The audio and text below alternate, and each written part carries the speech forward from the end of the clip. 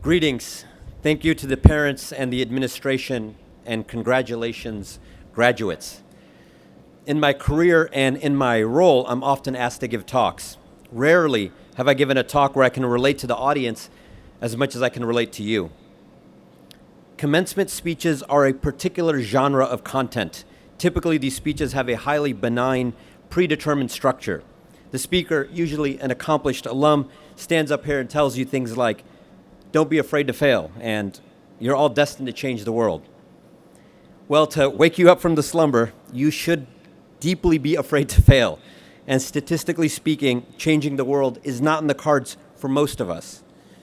At this point, you're probably waiting for a sly trick of hand where I make you feel good, perhaps a lighthearted joke, and then I can tell you that you can dream whatever you want to dream. Unfortunately, there's no turn like that coming today. The commencement event itself is one of the few experiences in life where you're consciously walking through a threshold, a dreamlike state full of ritual garb, pomp, and circumstance, a momentary purgatory on your way out the door. We're often so busy running through these unfamiliar motions, worried about taking pictures and making sure our families are having a good time, we miss the weight of the moment. You brush it off by saying things like, "This is really more for my parents than it is for me." And soon, you'll leave this ethereal state and return to reality. The reality of student debt, the reality of a shifting economy and world order, of a looming technological reckoning. I empathize with you because it wasn't long ago I was you. Beyond the obvious fact that I graduated from Kettering, like many of you, I'm the proud son of working class parents. My parents worked in factories and diners around Detroit serving the American automotive industry. I graduated from Sterling Heights High School, I co-opted with GM, and I was a proud member of Phi Delta Theta. There you are. When I sat where you're sitting, the burden of my education was entirely on my back. I only half paid attention to the commencement speaker. I was deeply worried about how I was going to dig myself out of the hole of student debt. In my years at Kettering, I witnessed an economic bubble burst, global upheaval following September 11th, and the exploding potential and profound fear of a massive technology wave that was going to change every job and everything in my generation. That was the internet. And furthermore, I was deeply skeptical of the establishment that seemed to be interested in everything and anything but helping the communities and cities that crumbled around us. This is why I'm like you, and whether you realize it today or not, you are very much like me. People frequently ask me the secret to building a successful life, mostly mistakenly assuming that building a successful company and a successful life are the same thing. There is something in common about building a life and a career that is absolutely true, though. The decisions you make at critical junctures have huge and sometimes irreversible impacts. When I look back at the 20 years, there are a few key decisions that define my trajectory. Almost all of them were made right after I graduated, and each of them was made from a place of radical pragmatism, and hopefully they can be instructive to you as new graduates. First, run towards growth. Find where the tectonic plates are shifting and stand at the fault line. That's where the most profound opportunities are. This is because you have less to lose now than you will ever have again, and therefore more to gain now than you'll ever have again. Incidentally, and somewhat symbolically, my graduating class was only the second class not to receive GMI diplomas, but ones that exclusively said Kettering University. I say symbolically because in the early 2000s, the glory days seemed to be passing us by. After over 70 years of General Motors being the dominant corporation, not only in automotive, but in the business world broadly, the future looked bleak. Not only General Motors, but the automotive industry itself seemed troubled. And on the horizon was the internet. Even though the internet had started just a few years before in California, the black hole of its influence consumed everything around it. Stores, mail, television itself. But rather run from the event horizon, I ran towards it, So my recommendation is do not seek a safe professional harbor. Secondly, move. And for some of you, I mean physically. Go to the heart of the industry you want to spend your life in, even if that means uprooting your life. If you want to succeed in an industry, you can't be at the periphery. You need to work with and learn from the people who are the best in that domain. For me, that meant leaving the automotive world of my youth and of my family, and even the institution that taught me, and going to Silicon Valley. And the third decision I made was take your own path. I was haunted by the trauma of not having money growing up, scared of being dependent on others for promotions or even the opportunity to showcase my skills. For me, the American dream manifested itself in one fundamental way: economic freedom. On the long drive to California, unnerved a bit about what I was embarking, I called my father, and he nonchalantly reminded me that moving from the Midwest to the West Coast was a shorter journey than moving to Michigan from Pakistan. Where my classmates saw risk in starting a business, I saw risk in staying at a company. Where my classmates saw risk in the unknown land, I saw risk in staying in our hometown.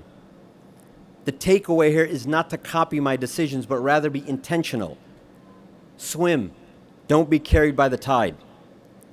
The decisions you make will make you. For a long time, and specifically around the age you are now, I was obsessed with autobiographies. I devoured books like Sloane's Adventures of a White-Collar Man or Walton's Made in America. I thought if I could read enough of these books, I could decode the algorithm of success. The education system you're leaving behind has prepared you brilliantly for engineering, but it simply cannot account for how uniquely different everyone's lives are. In each of your heads is an entire, vastly nuanced universe. And up to this point in your life, you've been swimming in very specific, well-defined lanes. But today, you're being thrown into the vast ocean of adulthood, and adulthood is undefined. It isn't only about the decisions you make, it's about the situations you're going to be placed in. Robert McNamara famously explained this in The Fog of War, how complex, impossible situations force good people to make incredibly difficult, imperfect decisions. Adulthood is the fog of war. But after a decade of reading, I came across a book called The First and Last Freedom by Krishnamurti, a philosopher who wrote that truth is a pathless land. He wrote, truth cannot be given to you by somebody. You have to discover it. You can't find your path by following the expectations that are being placed upon you, and you certainly can't live your life by tracing the footsteps of others. Starting the moment you walk out of this ceremony, the decisions you make and the situations you'll be placed in will be very different, not only from our generation, but even someone sitting right next to you. But there is something that binds us all together: time, and how quickly it passes for us all. A mental exercise is to break out of your slumber is to imagine your life as individual Post-it notes, each note representing 5 years. You just use one of them at Kettering. You have 10 or so left to make your mark, and some of us sitting here will have a lot fewer than that. Not long after I graduated, a buddy of mine from Thompson Hall tragically died in a car accident. Recently, a pledge brother of mine passed away from cancer. As the saying goes, you must realize that your death will come on an ordinary day, in the middle of unfinished plans, and the world will just go on. I don't say this to depress you, but to wake you up from the slumber of what is happening. Adult life and adulthood is full of excitement, new adventures, and successes. Maybe it's not obvious because we don't get degrees in being a good family member, but the most important decisions have nothing to do with career or technology or even your education. It's who you choose to spend time with. Your partner and the family you build will have a direct impact on your happiness, your resilience, and the direction of your life more than almost any professional decision you will make. To be even more direct, your children, not your career, will define you. And the forcing function behind all of this fact is that life is finite. So the task in front of you is not an easy one. Beyond everything I've talked about, you will also have to contend with the fact that the world around you is grappling with profound changes. including a technological one, the rise of artificial intelligence. Right now, society is afraid, and I understand why. There's already so much uncertainty in the world, and artificial intelligence is only adding more volatility. The result is that people are retreating into a nostalgia for a simpler life, before AI, or even before the internet, or even before that, when we supposedly lived off the land. But this nostalgia for the past overlooks just how terrible it was. The past was full of disease, backbreaking labor, and immense suffering. For the divisiveness and the conflicts we see today, they pale in comparison to world wars and plagues that would wipe out entire civilizations. But the reason the past is so attractive is because, as difficult as it was, we understand it. It's static. We can choose to pick the best parts and ignore the less pleasant ones. The present, on the other hand, seems overwhelming. When people see a humanoid robot wielding nunchucks, our monkey brains panic. The instinct is to retreat. But do not retreat. You must push past this biological intuition and walk straight into the fog to find the edges of what this technology can do. Artificial intelligence is like a fire that can cook your food for sustenance just as easily as it can burn down the house around you. But remember what I learned about volatility. Move towards it, because that's where the opportunity is. I am optimistic today about the net benefits of technology as I was about the internet when I sat in your seats. But don't let my optimism blind you. Like previous waves, this technology should help humanity move in the right direction and minimize our individual and collective suffering. This technology should help us solve unsolvable problems, like finding cures for all types of cancer and preventing deaths from mundane things like driving. But who will lead us through this fog? Who ensures the fire cooks the food instead of the burns down the house? The unsettling answer, as you might anticipate, is you. For all of my life, I've been skeptical of the powerful, and I suspect many of you are too. That is a good thing. You should remain that way as long as possible, because as you go through life, most people have the tendency to accept the problems around them as inevitable and unchangeable. Right now, at this moment in your life, you are never more free to choose what you want to do and where you want to do it. Thanks to your education, you're more prepared than most to determine your own destiny and your role in this technological transformation. Throughout history, the masters of civilization, those determining the road ahead of us, are the ones who build. And the masters of our modern civilization are engineers. You are the ones who are creating these machines, and those machines are going to define our civilization. To put it more bluntly, if you are unhappy with how technology is being made and used, it is up to you to fix it. In determining how society shifts and adapts to this new technology, you have a role to play. If you see companies abusing us, stealing our data, stealing our attention, robbing us of our agency, do not work for them. Do not give them your money.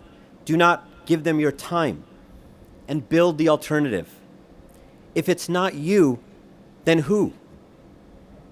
The concentration of power, whether it be in politics, wealth, or in the control of these intelligent machines, is the biggest existential risk facing our country and humanity. In the words of Abraham Lincoln, America will never be destroyed from the outside. If we falter and lose our freedoms, it'll be because we destroyed ourselves. Lincoln wasn't a great man because of anything about him. He was just a man who rose to the occasion on great times. As I step off this stage, I hand you the torch. From one Kettering alum to another, I leave you this. Run towards the uncertainty, because that's where the opportunity is. Go to the center of industry and the centers of the technologies and make sure they don't control us, but they serve us. Build your own life, one where you're not just a byproduct of the whims of others, but the masters of your own destiny, the master of your own luck. And if I learned anything since sitting in your seats at this moment, it is this. Right now, there is far, far more potential in each and every one of you than you realize. Why am I so confident about that? Because my starting point was your starting point. Because you are me, and I am you. Congratulations, class of 2026.